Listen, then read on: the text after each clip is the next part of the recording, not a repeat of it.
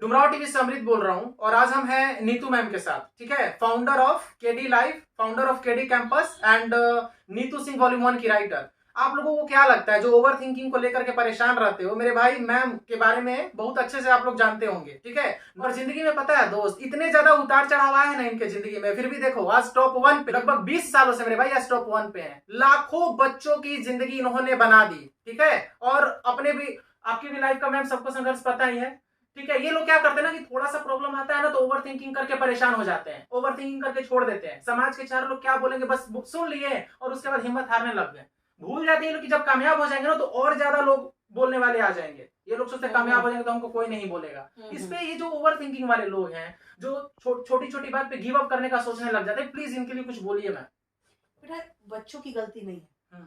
School में देखते थे, क्वेश्चन आता था, कवि इन पंक्तियों से क्या बताना चाह रहे।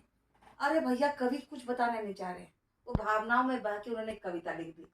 अगर कवि को पकड़ के उठा के मुर्दा से जिंदा कर दो और पूछो कि तुम्हारा क्या भाव व्यक्त करना चाहते थे, तो वो सीधा कहेगा भैया कुछ नहीं व्यक्त करना चाहते थे, भावनाओं में निकला और हमने कविता लिख दी। हम लोग को ऐसा एजुकेशन ही मिला है, हर चीज में बाल की खाल निकालना। तो आपका वो कैरेक्टर ही डेवलप हो जाता है कि हर बात में घुस घुस के सोचना कि क्या है, इसमें क्या हो सकता है। अब मैं आपको एक और छोटा सा एग्जांपल देती हूँ। अभी ओपन बुक एग्जाम होने वाला है, तो बच्चों को लग रहा है कि यार ये तो हो जाएगा चीटिंग टाइप का। ऐसा कुछ नहीं है। मैं बहुत पहले एक स्कूल में के बच्चे को मैंने ट्यूशन पढ़ाया था। उसके एक मीराबाई करके एक कहानी था, और उसमें उसकी जो मेड है वो आके बताती है मीराबाई को कि बाहर बहुत अंधेरा और घना बादल है।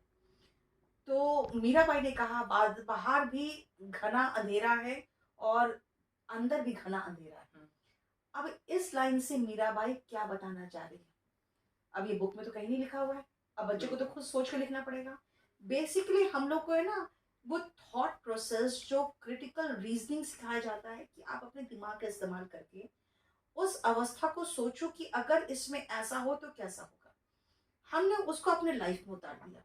हम हर सिचुएशन में ऐसा होगा तो क्या हो जाएगा, अगर ऐसा हो गया लाइफ में तो क्या हो जाएगा, इतना ओवर थिंकिंग करते हैं कि आज देखा जाए तो डिप्रेशन एक बीमारी है। हम लोग के समय में डिप्रेशन जैसा कोई बीमारी नहीं होता था। हम लोग लगता था आज आज मन दुखी है। मेरा बेटा ने एक बार कहा कि मम्मी पता उसे पैनिक अटैक आ गया। मैंने कहा पैनिक अटैक होता क्या है? तो तुम्हें नहीं पता? मैंने कहा कि भाई पैनिक का मतलब पता है, अटैक का मतलब क्या है, लेकिन ये पैनिक अटैक होता क्या है? तो आज बच्चों के बीच में ये सब चीजें इतनी कॉमन सी बात है, हमारे समय में नहीं था। हम लोग ओवर थिंक नहीं करते थे। हम लोग एग्जाम में जहां पूछा गया हम वहीं पर रहते थे, एग्जाम में उसको ओवर थिंक करके उसके आंसर को लिखते थे। लाइफ में याद रखिएगा, मैंने एक बार क्लास में कहा है, इसको स्विच ऑफ करने का तरीका आना चाहिए। एक दो बार ऐसा सिचुएशन आया है मेरे लाइफ में कि पूरा का पूरा षड्यंत्र हुआ है मेरे खिलाफ। हमारे कुछ टीचर्स को रख के षड्यंत्र किया गया कि रातों रात केडी कैंपस बंद हो जाएगा और तब हम लोग का इंस्टीट्यूट चलेगा। और मुझे पता नहीं था कि सुबह मेरा केडी कैंपस खुलेगा कि नहीं खुलेगा। और मैंने कहा अपने स्टाफ को, चलो कोई बात नहीं, 2 बजे कहा मैंने, जाओ सब कुछ सो जाओ। उनको लगा पता नहीं मैडम क्यों हम लोग हटा रही है।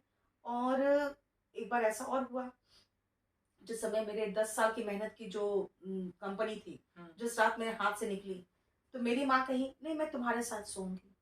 मैंने कहा एक बात बता, तुमको क्या लग रहा है मैं मर उड़ जाऊंगी क्या? मैं सुसाइड कर लूंगी? भाई मैं 10 को मार के मरूंगी, टेंशन काहे लेती हो, जाकर सो तुम अपने रूम में। तो basically life is so precious. अगर मेरे में वो गुण है और मुझे आता है, मैं फिर से बना लूंगी। मेरे हाथ में है जो मेरी किस्मत में, मुझसे कोई नहीं छीन सकता, क्योंकि वो मेरे मेहनत का है। आज भी मुझे लगता है भाई मेरे पास कुछ हो या ना हो, मैं इतना तो जानती हूँ अपना अपने बेटे का पेट बहुत अच्छे से भर सकती हूँ, और उसके लिए कुछ करके ही जाऊंगी, कुछ लेके उसका हम बर्बाद करके नहीं जाएंगे।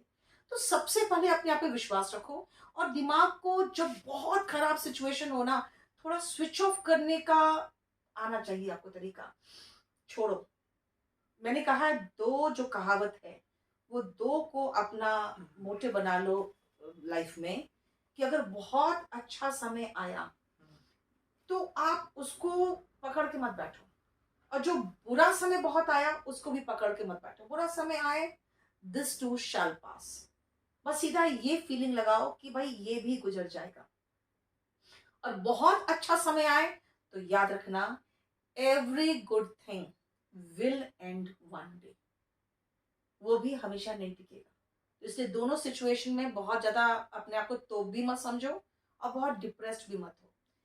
लाइफ है, चलती रहेगी, उतार चढ़ाव हमेशा आता रहेगा। अच्छा, लाइफ को बस जियो, और क्योंकि यहाँ से जिंदा कोई वापस नहीं गया है, तो इसलिए जी के जाओ, दैट्स इट। अच्छा, ये कौन सी बात है जो आपको हिम्मत देती है? मान लीजिए कि आप हैं और कल को हम देखे हैं, मतलब सपोज कीजिए कल आप 0 लेवल पे आ रहे हैं, फिर कैसे आप उठ जाती हैं? मतलब ऐसा कौन सा चीज है? देखो, मुझे अपने आप पे भरोसा है। हाँ। जिस समय मुझे लात मार के निकाला गया, हम्म, उस समय भी मैंने कह दिया था 4 साल में ये कंपनी खत्म हो जाएगी। कैसे पता तुम्हें? करोड़ों का टर्नओवर है। मैंने कहा मैं जानती हूँ ना, जिस आदमी के हाथ में है वो आदमी को एक एप्लीकेशन लिखना नहीं आता था, उसको तो मैंने छुपाया हुआ था। कभी कोई पुलिस स्टेशन या कुछ भी हुआ, जरा एप्लीकेशन लिखिए सर, मैं लिख रही हूँ, मैं सीधा ये कहती मैं लिख रही हूँ। तो सबको लगता था कि ठीक है मैडम सबसे आगे रहती है तो ही लिख रही है। मैं किसी को बताती थोड़ी थी कि उनको एप्लीकेशन लिखना भी नहीं आता है। तो मुझे पता था कि मैक्सिमम 4 साल में क्या, अभी पिछले साल ही वो दिवालिया घोषित हो गया कंपनी। कोर्ट ने दिवालिया घोषित किया है, जिसका टर्नओवर 200 करोड़ था, मात्र 1 करोड़ 14 लाख के लिए वो कंपनी दिवालिया घोषित हुआ। मतलब उतना भी नहीं है उसके पास। तो मैं अच्छे से जानती हूँ कि भाई, अगर कहते एक कहावत है, you can steel my Honey but not my art of making it. अगर मुझे शहद बनाना आता है मैं बना लूंगी, ठीक है, तुम चाहे जितना चुरा लो।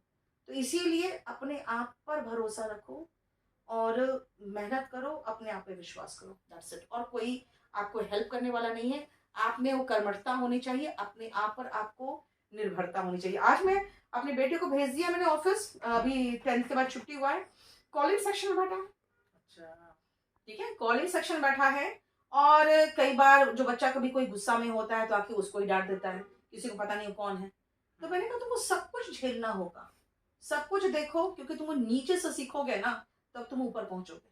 मतलब जो 0 से उठ के गए हैं ना, वो 0 पे भी आ गए तो फिर से वहां पहुंच जाएंगे वो, क्योंकि वो अपने जीरो दम से पे जो गए शुरू हैं। करता है ना, उसको हारने का डर नहीं होता। जिसको एक बना पिक्चर बनाया महल मिल जाता का है। डायलॉग है, और इसीलिए मैंने सीधा कॉलिंग सेक्शन से शुरुआत कराया। मैंने कहा भैया तुम्हारा तो बहुत अच्छा लेवल पर शुरुआत हुआ है, हमने तो रूम बंद करके झाड़ू पोछा भी लगाया हुआ है कोचिंग में अपने, तुमको तो वो करवा भी नहीं रही।